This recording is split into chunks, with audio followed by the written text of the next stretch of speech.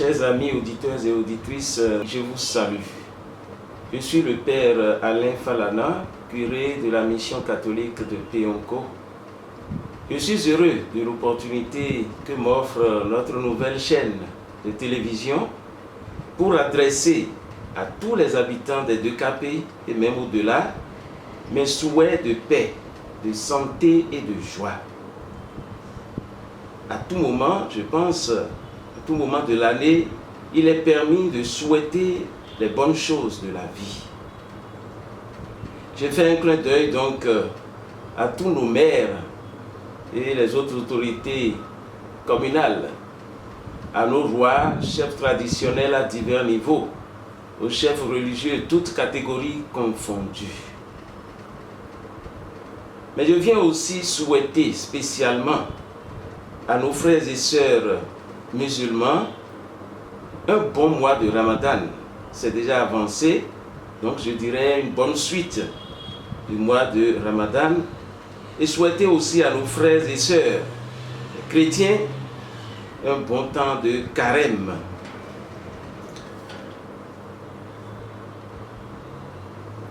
Dans cette émission, je voudrais, à l'instar de notre Père évêque Monseigneur Antoine Savibio, transmettre aux chrétiens et âmes de bonne volonté les mots du pape François pour le carême 2025. Ensuite, je tiens à lire pour la gouverne de nos frères et sœurs musulmans un extrait de la lettre du département du Vatican qui s'occupe du dialogue interreligieux.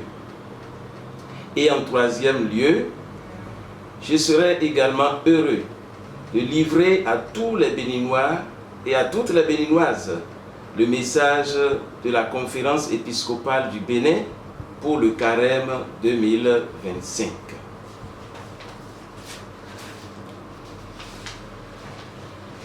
Message du pape François pour le carême 2025. Chers frères et sœurs, avec le signe pénitentiel des cendres sur la tête, nous commençons le pèlerinage annuel du Saint-Carême dans la foi et dans l'espérance. L'Église, mère et maîtresse, nous invite à préparer nos cœurs et à nous ouvrir à la grâce de Dieu pour que nous puissions célébrer dans la joie le triomphe pascal du Christ Seigneur sur le péché et sur la mort. Saint Paul le proclame: la mort a été engloutie dans la victoire. Ô mort, où est ta victoire? Ô mort, où est-il ton aiguillon? Colossiens 1 Corinthiens 15, 54 à 55. En effet, Jésus-Christ, mort et ressuscité, est le centre de notre foi et le garant de la grande promesse du Père qu'est la vie éternelle déjà réalisée en son Fils bien-aimé. Confère Jean 10, 28 et 17, 3. Je voudrais proposer à l'occasion de ce carême, enrichi par la grâce de l'année jubilaire, quelques réflexions sur ce que signifie marcher ensemble dans l'espérance et découvrir les appels à la conversion que la miséricorde de Dieu adresse à tous, en tant qu'individus comme en tant que communauté. Tout d'abord, marcher. La devise du jubilé, pèlerin de l'espérance, nous rappelle le long voyage du peuple d'Israël vers la terre promise racontée dans le livre de l'Exode. Une marche difficile de l'esclavage à la liberté, voulue et guidée par le Seigneur qui aime son peuple et lui est toujours fidèle. Et nous ne pouvons pas évoquer l'Exode biblique sans penser à tant de frères et sœurs qui aujourd'hui fuient des situations de misère et de violence partant à la recherche d'une vie meilleure pour eux-mêmes et pour leurs êtres chers. Un premier appel à la conversion apparaît ici, car dans la vie, nous sommes tous pèlerins. Chacun peut se demander comment est-ce que je me laisse interpeller par cette condition. Suis-je vraiment en chemin, ou plutôt paralysé, statique, dans la peur et manquant d'espérance, ou bien encore installé dans ma zone de confort? Est-ce que je cherche des chemins de libération des situations de péché et de manque de dignité? Ce serait un bon exercice de carême que de nous confronter à la réalité concrète d'un migrant ou d'un pèlerin et de nous laisser toucher de manière à découvrir ce que Dieu nous demande pour être de meilleurs voyageurs vers la maison du Père. Ce serait un bon test pour le marcheur. En second lieu, faisons chemin ensemble. Marcher ensemble, être synodal, telle est la vocation de l'Église.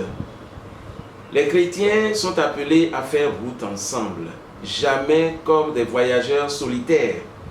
L'Esprit Saint nous pousse à sortir de nous-mêmes pour aller vers Dieu et vers nos frères et sœurs, et à ne jamais nous renfermer, nous refermer sur nous-mêmes. Marcher ensemble, c'est être des tisseurs d'unité à partir de notre commune dignité d'enfants de Dieu. Confère Galates 3, 26 à 28. C'est avancer côte à côte, sans piétiner ni dominer l'autre, sans nourrir d'envie ni d'hypocrisie, sans laisser quiconque à la traîne ou se sentir exclu. Allons dans la même direction, vers le même but, en nous écoutant les uns les autres avec amour et patience. En ce carême, Dieu nous demande de vérifier si dans notre vie, dans nos familles, dans les lieux où nous travaillons, dans les communautés paroissiales ou religieuses, nous sommes capables de cheminer avec les autres, d'écouter, de dépasser la tentation, de nous ancrer dans notre autoréférentialité et de nous préoccuper seulement de nos propres besoins.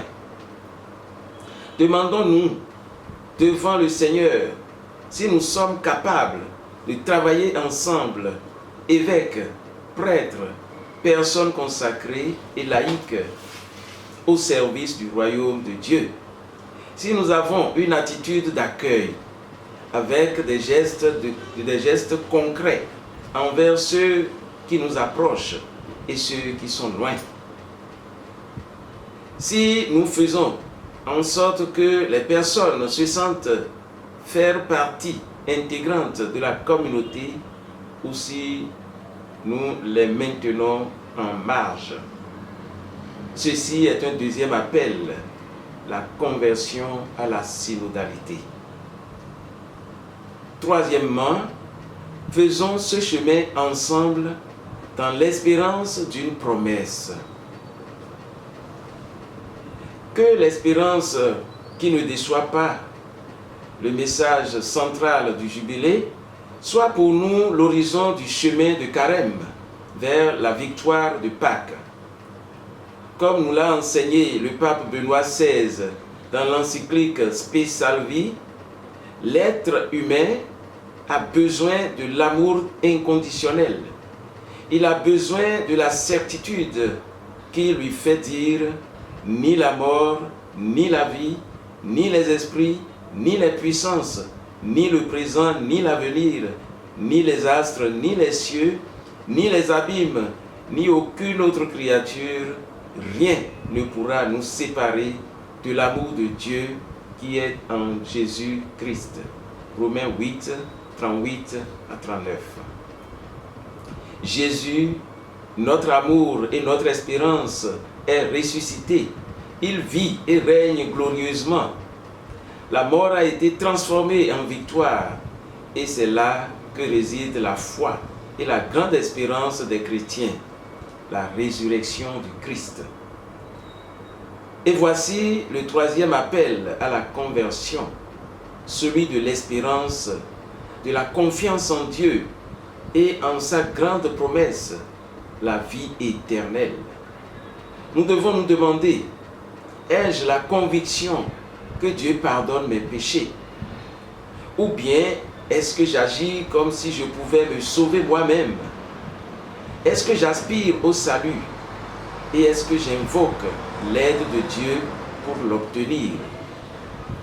Est-ce que je vis concrètement l'espérance qui m'aide à lire les événements de l'histoire et qui me pousse à m'engager pour la justice, la fraternité, le soin de la maison commune, en veillant à ce que personne ne soit laissé pour compte? Sœurs et frères, grâce à l'amour de Dieu en Jésus-Christ, nous sommes gardés dans l'espérance qui ne déçoit pas. L'espérance est l'encre de l'âme, sûre et indéfectible. C'est en elle que l'Église prie pour que tous les hommes soient sauvés. 1 Timothée 2, 4. Et qu'elle attend d'être dans la gloire du ciel, unie au Christ son époux. C'est ainsi que s'exprime Sainte Thérèse de l'Enfant Jésus, je cite, « Espère, ô mon âme, espère, tu ignores le jour et l'heure, veille soigneusement. Tout passe avec rapidité, quoique ton impatience rende douteux ce qui est certain, et long, un temps très court. » Tiré de l'exclamation de l'âme à son Dieu. 15, 3. Que la Vierge Marie, Mère de l'Espérance, intercède pour nous et nous accompagne sur le chemin du carême. Voilà, c'était là le message du pape François pour ce temps de carême que nous avons commencé depuis quelques jours. Maintenant, je voudrais m'adresser à mes frères et sœurs musulmans en lisant la lettre du dicaster. Ce sera un extrait, je ne pourrai pas tout lire. Extrait du message du dicaster pour le dialogue interreligieux Ramadan 2025. Chers frères et sœurs musulmans, en ce début du mois de Ramadan, le dicaster pour le dialogue interreligieux vous adresse ses vœux les plus chaleureux et son amitié. Ce temps de jeûne, de prière et de partage est certainement une occasion privilégiée pour se rapprocher de Dieu et renouer avec les valeurs essentielles de la foi, de la compassion et de la solidarité. Cette année, le Ramadan coïncide en grande partie avec le carême, période de jeûne, de supplication et de conversion au Christ pour les chrétiens. Cette proximité dans le calendrier spirituel nous offre une occasion unique de marcher côte à côte, chrétiens et musulmans, dans une démarche commune de purification, de prière et de charité. Pour nous, catholiques, c'est une joie de partager ce moment avec vous, car il nous rappelle que nous sommes tous des pèlerins sur cette terre et que nous cherchons tous à mieux vivre. Cette année, nous souhaitons réfléchir avec vous, non seulement sur ce que nous pouvons faire ensemble pour mieux vivre, mais surtout sur ce que nous voulons devenir ensemble, chrétiens et musulmans, dans un monde en quête d'espérance. Voulons-nous être de simples collaborateurs pour un monde meilleur ou de véritables frères et sœurs pour témoigner ensemble de l'amitié de Dieu envers tous les hommes? plus qu'un mois de jeûne, le Ramadan nous apparaît, à nous catholiques, comme une école de transformation intérieure, car en s'abstenant de nourriture et de boissons, les musulmans apprennent à maîtriser leurs désirs et à se tourner vers l'essentiel. Ce temps de discipline spirituelle est une invitation à cultiver la piété, cette vertu qui permet de se rapprocher de Dieu et de s'ouvrir aux autres. Comme vous le savez, dans la tradition chrétienne, le Saint Temps de Carême nous invite à un chemin semblable. À travers le jeûne, la prière et l'aumône, nous cherchons à purifier nos cœurs et à nous recentrer sur celui qui anime notre vie. Ces pratiques spirituelles, bien qu'exprimées différemment, nous rappellent que la foi n'est pas seulement une affaire de gestes extérieurs, mais un chemin de conversion intérieure. C'était là l'extrait, c'était juste un extrait du message du dicaster pour le dialogue interreligieux adressé à nos frères et sœurs musulmans. Je voudrais finir par le message que les évêques du Bénin ont adressé à tous les Béninois en ce temps de carême, avec tout ce qui se passe dans notre pays. Ils veulent nous inviter à faire de notre conversion un centre de paix et de joie pour tout le pays. Extrait du message de la conférence épiscopale du Bénin pour le carême 2025. Filles et fils bien-aimés de Dieu, au cœur de cette année jubilaire, nous, vos pères, évêques du Bénin, vous invitons à vous unir à l'action de grâce de l'Église universelle. Avec Jésus qui vient prendre notre humanité pour la sauver, c'est en effet l'espérance de tous les hommes qui est comblée. Il vient relancer notre attente en nous assurant que l'espérance ne déçoit pas. En choisissant de vous adresser ces mots en ce temps de carême, nous voudrions vous proposer de faire de ce temps de grâce un véritable pèlerinage qui vous fasse entrer dans l'espérance de tout le peuple de Dieu, accompli dans la victoire du Christ sur la mort et sur le péché. C'est le mystère pascal qui signifie aussi notre propre victoire sur le mal. Notre message intervient aussi à un an des élections générales de 2026 qui génèrent déjà des appréhensions plus ou moins justifiées chez les uns et les autres. Nous souhaitons fortement que ces échéances électorales fassent grandir notre jeune démocratie.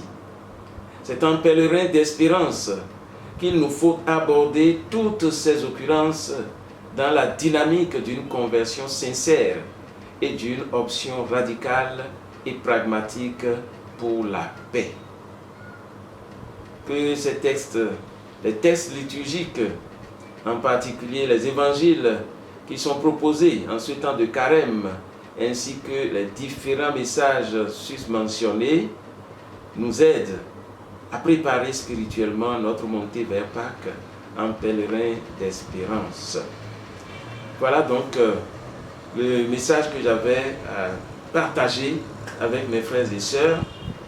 Et je voudrais conclure en souhaitant que les jours qui restent, que ce soit pour le Ramadan, que ce soit pour le carême, que ces jours soient meilleurs que les jours passés, que nous puissions passer ces jours-là, nous rapprocher beaucoup plus de Dieu, que Dieu nous donne la grâce de transformer cette terre qu'il nous a donnée, ce pays qu'il nous a donné, ce monde qu'il nous a donné, toute la création, parce que c'est à l'homme de créer et de recréer, de redonner vie, de donner vie à ce que Dieu nous a confié. Alors donc, je voudrais encore une fois souhaiter à chacun et à chacune un bon temps de Ramadan et un bon temps de carême. Je vous remercie.